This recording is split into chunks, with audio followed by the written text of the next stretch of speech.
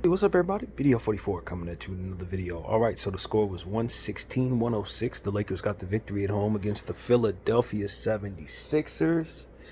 And it feels good to be back in the win column, man. Our team played very well at home against a shorthanded Sixer team. Um, and, what I took away from this game was just that when we come home, we're a different ball club. Although we went up against a lesser talent, I don't think this game probably even goes this way if it's in their building, because just how bad we played on the road and how lost and discombobulated we looked on our 5-game road trip. But we came home and looked like we did before we left, like a team that basically couldn't be beaten. You talk about a guy like Austin Reeves, walked out of there with like having hit maybe like 6 out of 10 threes or something like that, 7 rebounds, 6 assists. I don't remember exactly how many points he had, 21 or something like that. But where was the shooting? Where was the efficiency that he had tonight through the road trip? So I'm a little, confused, but very pleased with Austin's play tonight. He really shined bright. I like the move that JJ decided on, moving D'Lo to the bench. 18 points for D'Lo off the bench. Shot pretty well. I think it was 7 of 12, 2 of 4 from the 3. You just gotta appreciate that he was exactly what I described in the video that I made speaking of him earlier. The guy who can make momentum shots, but if he can adjust his mind to being more of a bench guy, still getting his minutes, but just taking on a different role other than starting point guard, I think we could hone in on some more of his strengths and kind of do a better job of not showcasing so many of his weaknesses. And that's exactly what I had in mind, is what we saw. I mean, he was good, really good off the bench. Anthony Davis was very spectacular, plus 20 on the night, 31 points, 9 rebounds, 4 blocks. Spectacular as usual. Didn't get to the line as much as we would have liked, but I think that was because the refs weren't really calling much for us this night for some reason. LeBron James missed triple dub, stepped out, 21 points, 13 assists, 12 rebounds, 3 blocks, also spectacular. So you had your 3 most important players, actually 4 most important players, playing their best ball tonight. That's really what it was. Philly ran into a buzzsaw at a wrong time for that to happen, given the fact that they have so much going on with, Embiid and Maxey being out, Paul George just being on his 3rd game back. A lot of complaining going on about things going, as far as how they've been using their rotation. So, I think, Jared McCain was somebody you want to point out for the Philadelphia 76ers. He had 18 points as the high man for them. He didn't miss much of anything tonight. That's a really nice looking rookie that they're going to have to use more. And if they do, they'll be a hell of a lot better. Yabusele was a good player, as I had mentioned earlier today, that I thought he would be a standout tonight. He was. KJ Martin had 11 points. He's coming along pretty strong. So the young guys in Philadelphia look pretty good. We didn't see Adam Bona tonight. I was hoping to see him for the UCLA product. But, it was a whole lot of Andre Drummond. That's for damn sure. He had 5 offensive rebounds, 14 boards or something like that. Really gave us a lot of problems, pushed people around quite a bit. Was a headache for us to deal with. And if we didn't shoot as well as we did, they may have squeaked out a win because of how well he was controlling the boards out there. Lakers only had 1 steal on the night, and it came from Cam Reddish, who started, of course, and had a steal and a block and 5 rebounds and about 2 points, which is what you would get from him from the bench, but it hits differently when he's out there in the starting lineup, because now he's not eating away at your bench production scoring the ball, and he's providing a defense that D'Lo and Austin often cannot harness together. So it's almost like all is right with the world. Now you get the points that you need off of your bench coming in the form of D'Lo's production, and you get the defense you need in your starting lineup in your backcourt in there for you at the starting spot. So I think that was the right move to make. I think both players shined. I think the starting lineup sustained without D'Lo, and I think Austin looked better without D'Lo, to be honest with you. He had a better night than you've seen him have all year long. I don't know if it correlates, but I'm gonna consider it when looking at the move made and how guys look. They both look better in their respective new roles. You know, with Austin having the ball in his hands to start, with a good defender next to him, and D'Lo being this guy coming off the bench to provide scoring. I mean, it slots people into the roles that I think are best suited for them. So it worked tonight. Rui Hachimura had 9 points, 5 rebounds. I think not a good Rui night in my opinion. He did a lot of stuff out there. I was shaking my head. I don't know. Sometimes Rui can be really helpful. Other times you look at Rui and say, man, where is your mind, bro? Like, why are you even attempting certain things? Why are you doing this? Why is that? You want to ask certain questions of Rui sometimes. Just not really sure where he's at sometimes. But he needs to continue to get the minutes that he's getting, showcase him as much as possible, get him in the corner with the three-point shot. You know, he's not doing great putting the ball on the floor. Finishing at the rim has been a bit of a problem for a couple of games now. But, you know, we were able to get away with it tonight. And I know he wasn't feeling well. He missed the last game. So, you know, I'm glad he was out there. What else? Bad Dalton night. Dalton's connect. He is having a hell of a slump right now, man. He is slumping about as bad as anybody right now. I think he's 1 for 8 on the night. And that was like a little layup that he made after getting stuff trying to dunk on KJ Martin, which was very ill-advised. But he had gotten to a point where all the threes and everything else he was trying to take didn't work, so he figured he'd try to, you know, get something close. And, you know, he had to fight. He had to fight to get that. So, yeah, we just got to continue to work through this slump with Dalton Connect because it is a very bad one. It's a bad slump. What else is going on out there, man? It's just a really good shooting night, man. You got to give credit to the Lakers shooting about 45% from the three on 35 attempts, 16 to 35, I believe is what they said that was. And then we shot 51% from the field, and I don't remember what the number was exactly on that, but that was the percentage. So it was a good shooting night for us. We shot even better than that, to be honest with you, it seemed. I think the numbers kind of balanced themselves out as we got further into the second half. But for the most part, we were shooting out of this world, especially in that first quarter. We basically couldn't miss. And that's, you know, a product of that came from Anthony Davis's just being fantastic, efficient-wise. I mean, he just hasn't been missing a whole lot of anything. He looked good out there. He didn't seem like he was ailing in the foot in any way, so that was really encouraging. And then Austin Reeves shooting as well as he did. I mean, you know, when you get this type of production from Austin, get this type of production from D'Lo, and then Bron has missed triple-double come through, he's hitting his three-point shot. I mean, it's hard to lose. You know, it's very difficult to see the Lakers lose a game when that type of production is coming from those guys. And then, of course, you know, D'Lo having one of his best shooting nights of the year coming off the bench. I mean, it just made our roster look so much better. So much better when you bring D'Lo off the bench and ask him to provide the production that he can give you scoring the ball, because our bench unit scores so poorly. It just makes all the sense in the world that you do this. So I'm glad he accepted the role. He seemed to shine in the role, and I hope it yields positive results as we're going forward. Now, I don't know if we're going to want to start Cam Reddish. Historically, given the fact that we've had Cam on our team for a year or more now, we know that starting him every night isn't always a good thing, and I think JJ's going to get a little frustrated if that production doesn't sustain. But right now, it looks good.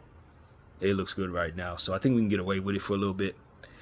What else is there to say, man? The jogging one, 16 minutes, 2 points for Gabe Vincent. He's still running around doing nothing, man. It's such a drag watching him play basketball. It's such a drag, bro. I'm not gonna lie. He does so little. You know, it's just running.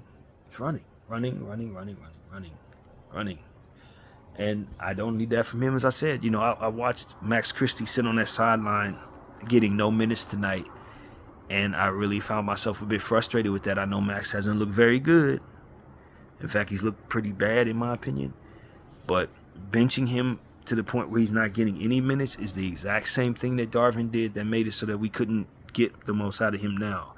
I don't I don't understand why people are so quick to give up on these young players around here. I really don't get it, man.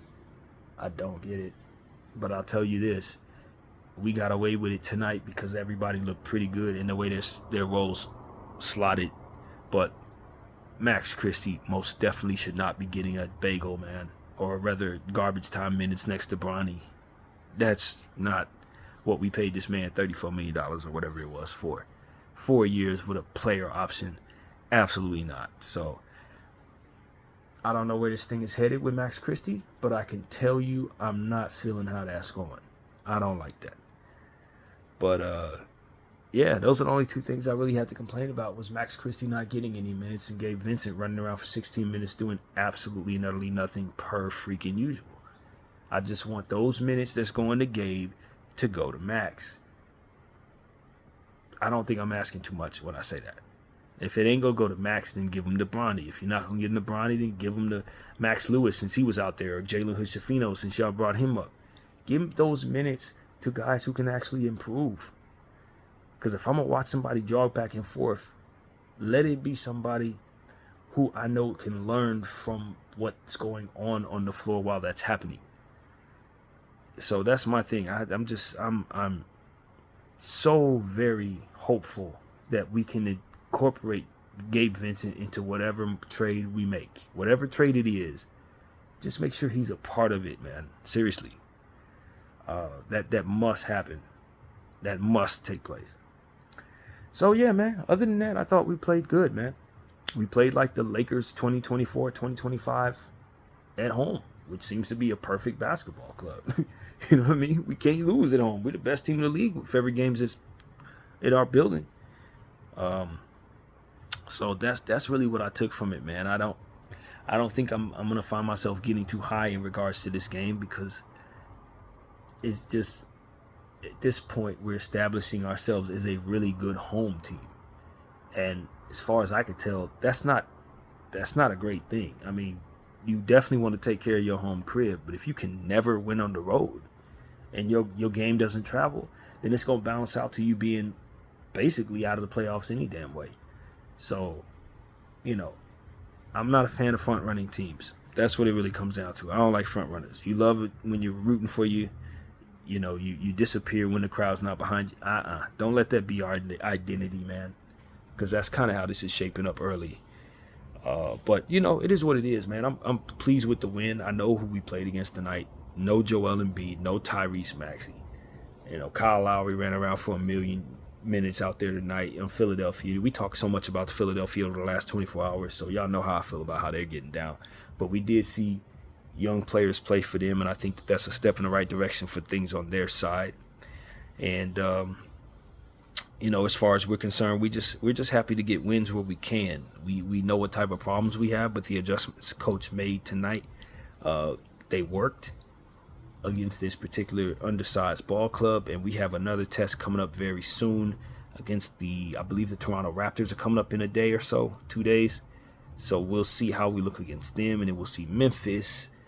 And I think we got, San Antonio after that or something like that. So, we feel like some of these games are really winnable games, man. These games should be, in theory, winnable if they're in our building. I think we have most of them in our building. I'm not sure when we go on the road again, maybe the San Antonio game, I'm not sure, but point is, we're winning in our building, so we need to continue that. And hopefully these adjustments will reap benefits going forward. So, yeah, man, that's where I'm at. I'm pleased that we won a game at home, but I know that we're supposed to win this game. You're supposed to beat the hell out of this Philadelphia team. They still only have one game as a victory on the season. So you essentially ran into one of the worst teams in basketball today. That's the God's honest truth. And you took care of business. And the game, to be honest with you, the game was a little closer than you really wanted it to be. There were points in this game where they actually had the lead. So it's like, we were shooting extremely well. Can I count on those shots to fall every night like that? Nah. Turn the ball over more than them. That's not good. They had like 13 offensive rebounds to our 5. That's still a problem. You know, so it's like there were some things in this game where it's like if you weren't playing against an absolutely depleted club, you may have lost any damn way, even as well as you were shooting. But you know, that's why I'm like not overly excited about this win. I'm happy to have won, but there are things in the numbers and things that I saw down there that I just don't know how sustainable they are.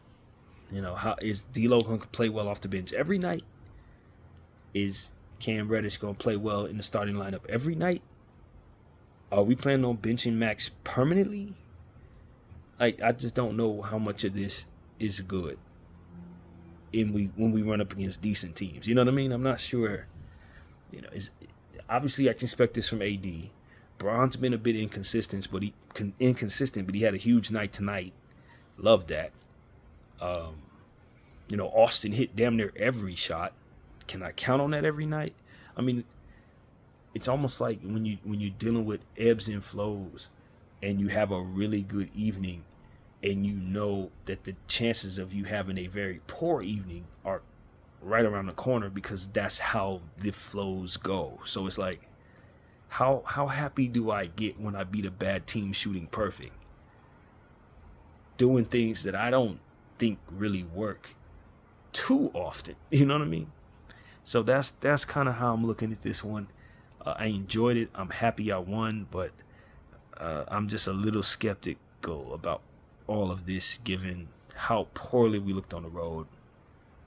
So that's really what it is, man. If we can string together some solid wins in a row, get back on the road and get another road victory, then I can start having a bit more embracing of what this feels like, the success of what this is supposed to be. I'll buy the success once these things work a couple times in a row and on the road. But for now, I'm just poised for more of the same of what we just dealt with. It's almost like a hiccup, you know what I mean? Like, oh, this was not, and then you fall right back down. So it's like, what is this team going to do in the next one? What's the team going to do over the next 4 or 5 games? If all of those games look like this, I'm in. If these games look like the last 5, then I'll know this was a hiccup, and that's why I would have felt like this, basically. So that's really what it comes down to for me. Good win. Needed this win. You want to take care of the ones you're supposed to take care of. If we would have lost this game, we would have been screaming to high hell. So, you know, we walk away a victor. Things look good. We shot very well.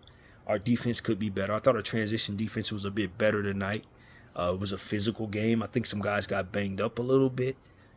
You know, Bron with a little bit of a knee bang type of situation. AD fell kind of hard. Stuff like that can pile up. So hopefully they get iced down and sleep well tonight. Take the day off tomorrow, what have you. But these were good adjustments. That's what it really comes down to. Good adjustments.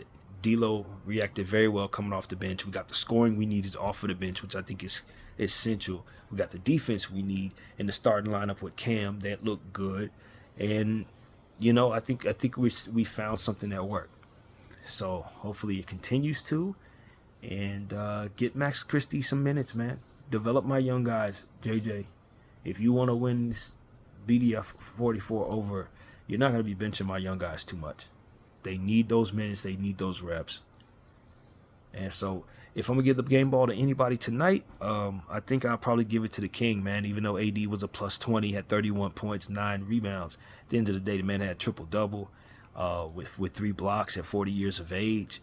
I just feel like the game ball should probably go there. But you could definitely make a case for AD, and you can make a case for Austin, most definitely. So, yeah, man, great shooting night for the Lakers, man. Great shooting night. And we got some things to work on. I think we could take some good things from this tape. I think we could take some improvement areas from this tape. So, overall, very good night to be a Laker fan. And, yeah, that's pretty much what I got to say. My name is BDO44. I thank y'all for watching. I'm out.